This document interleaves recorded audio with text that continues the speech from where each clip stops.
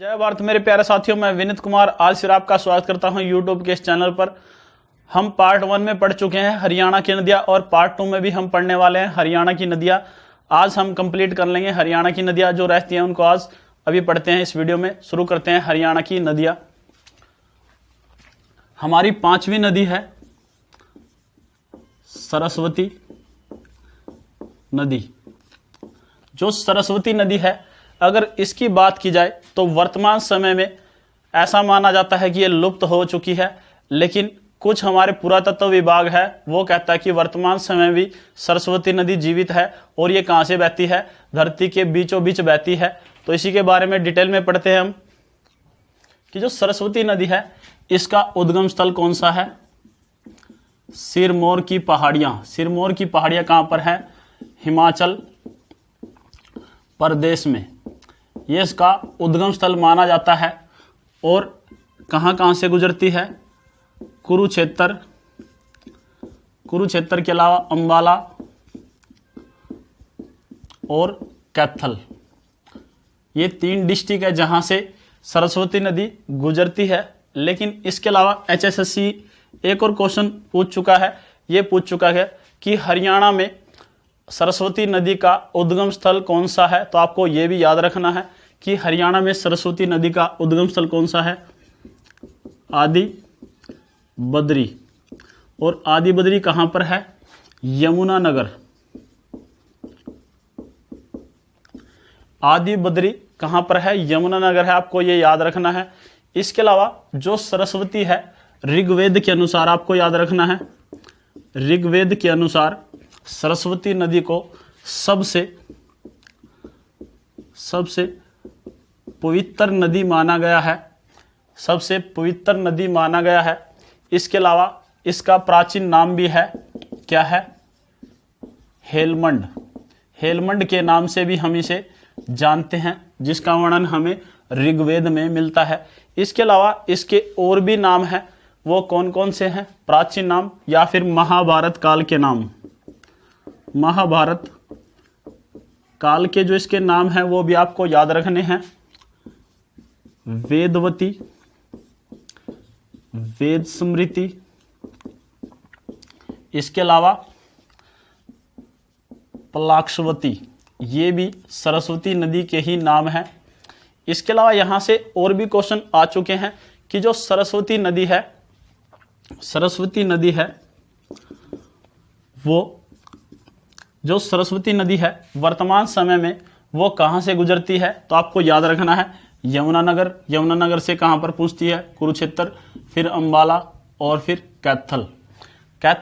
कैथल से होते हुए ये पंजाब के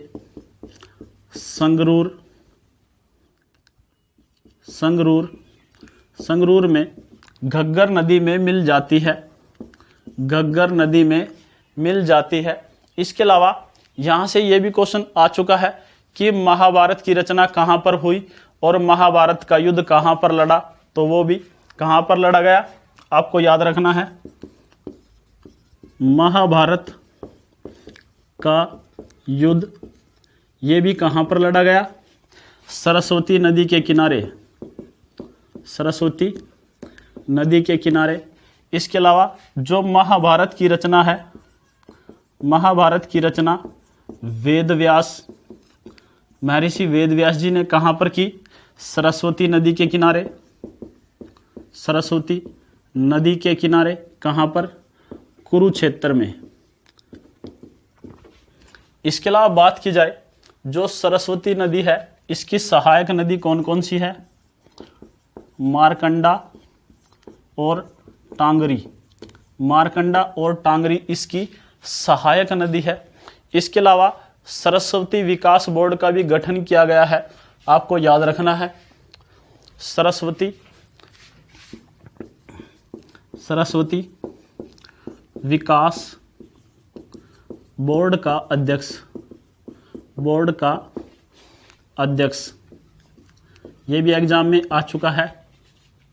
तो आपको याद रखना है मुख्य मंत्री सरस्वती विकास बोर्ड का अध्यक्ष होता है। और इसके उपाध्यक्ष कौन होते हैं? प्रशांत भारद्वाज, ये इसके उपाध्यक्ष हैं, आपको याद रखना है। इसके अलावा बात की जाए सरस्वती पुनरुत्थान परियोजना भी शुरू की गई है, कहाँ पर? यमुनानगर में ही, आपको याद रखना है। कहाँ पर? रोलाहेरी गांव कहाँ पर है? यमुनानगर में है। और यहीं पर सरस्वती पुनरुत्थान योजना की शुरुआत की गई। कब की गई? 21 अप्रैल 2015 में। किसके द्वारा की गई थी?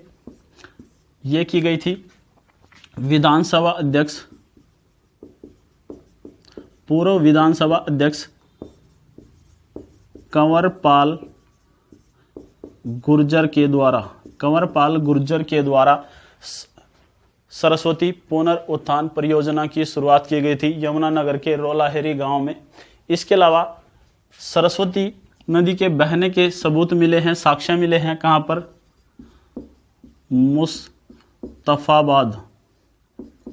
मुस्तफाबाद में सरस्वती नदी के बहने के सबूत मिले हैं और इसका नाम बदलकर वर्तमान समय में सरस्वती नगर कर दिया गया है, आपको याद रखना है।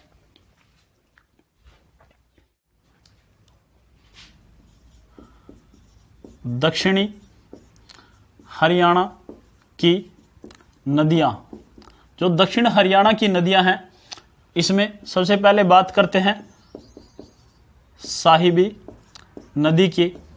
जो साहिबी नदी है इसका उद्गम स्थल हरियाणा में नहीं है, ये राजस्थान से हरियाणा में प्रवेश करती है। इसका उद्गम स्थल है राजस्थान में इसका उद्गम स्थल है। और कौन सी जगह है? अजीतगढ़ एक क्षेत्र है राजस्थान में जो हरियाणा से 113 किलोमीटर दूर है, वहीं से इसका उद्गम स्थल है। ये हरियाणा में मेवात या नूह के पास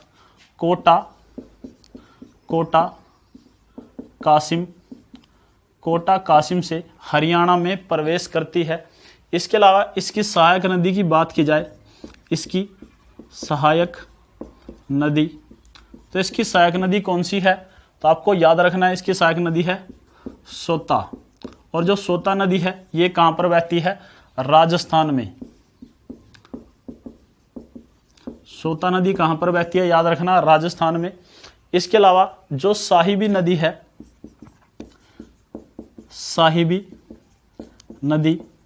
ये साहिबी नदी नजफगढ़ से होते हुए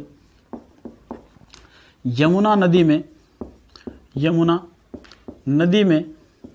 मिल जाती है। नजफगढ़ से होते हुए यमुना नदी में मिल जाती है। इसका दूसरा नाम भी पूछ लिया जाता है, तो इसको नजफगढ़ नाला या नजफगढ़ झील के नाम से भी जाना जाता है। HSSC में क्वेश्चन आ चुका है। इसके अलावा यहाँ से ये भी पूछ लिया जाता है कि मसाणी बांध कहाँ पर है या किस नदी पर है? तो आपको याद रखना है, मसाणी बांध भी किस नदी पर है? साहिबी नदी पर है। कहाँ पर? गुरुग्राम में साहिबी नदी पर मसाणी बांध है।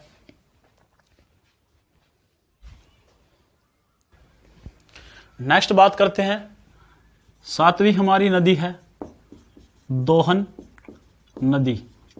दोहन नदी की बात की जाए, जो दोहन नदी है ये कहाँ से निकलती है? नारनौल के पास ही ढोसी की पहाड़ियाँ हैं, वहाँ से निकलती है। कहाँ से?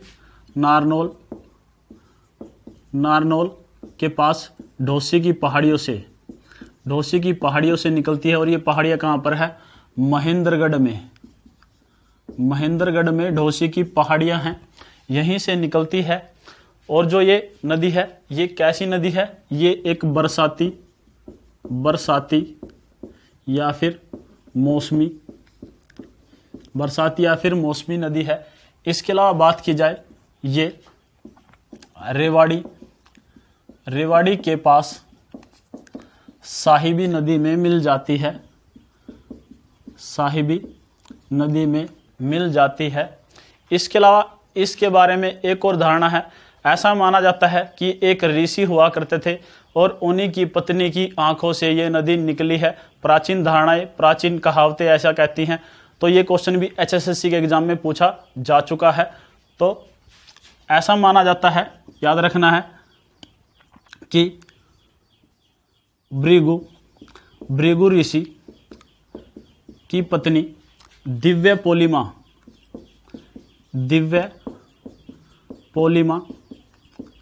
पोलिमा की आंखों से ये नदी बहती है। इसके अलावा बात की जाए जो हमारी 8 नंबर नदी है, ये हमारी नदी है इंदौरी नदी। यहाँ से भी क्वेश्चन HSSC के एग्जाम में आ चुका है। तो ये कहाँ से निकलती है? जो इंदौरी नदी है ये हमारी नूह की पहाड़ियाँ से या फिर मेवात की पहाड़ियों से निकलती है। कहाँ से? नूह या फिर मेवात की पहाड़ियों से निकलती है। इस नदी का नाम इंदौरी किले के कारण प्रसिद्ध हुआ है। इंदौरी नदी किले के कारण प्रसिद्ध हुआ है। आपको याद रखना है, एक बार HSSC के एग्जाम में क्वेश्चन आया था कि इंदौरी नदी कहाँ से निकलती है, तो आपको याद रखना है मेवात या फिर नूह। लेकिन ये दोनों ही ऑप्शन में नहीं थे और HSSC ने इन दोनों को आंसर नहीं माना था और ऑप्शन में क्या था? इंदौर। तो आपको याद रखना है कि जो इंदौरी का किला है उसको इंदौर किले के नाम से भी जाना जाता है। इसके अलावा बात की जाए कि जो इंदौरी नदी है ये रेवाड़ी और गुरुग्राम में 2 शाखाओं में बहती है। इसके अलावा गुरुग्राम में ये दोनों शाखाएं इकट्ठी होकर साहिबी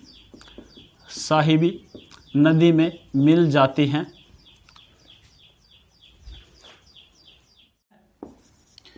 कृष्णावती नदी, अगर जो कृष्णावती नदी की बात की जाए, कृष्णा नदी का भी उद्गम स्थान कौन सा है? अजीत नगर की पहाड़ियां, अजीत नगर की या फिर अजीतगढ़ की पहाड़ियां। कहां पर? जयपुर। और यहां से ये क्वेश्चन पूछा जाता है कि दक्षिण से प्रवेश करने वाली हरियाणा की नदी कौन सी है? तो आपको याद रखना है ये दक्षिण से प्रवेश करने वाली हरियाणा की प्रमुख नदी है। इसके अलावा जो कृष्णावती नदी है ये रेवाड़ी के अलावा कोसली, इसके अलावा झज्जर और छोच्छकवास में सिंचाई करती है। और कहाँ पर समा जाती है? बहरोड नाले में ये समा जाती है। इसके अलावा जो हमारी लास्ट नदी है वो कौन सी है? 10 नंबर नदी है हमारी चोटांग नदी। और चोटांग नदी है, इसका प्राचीन नाम क्या है? दुष्दंती नदी है।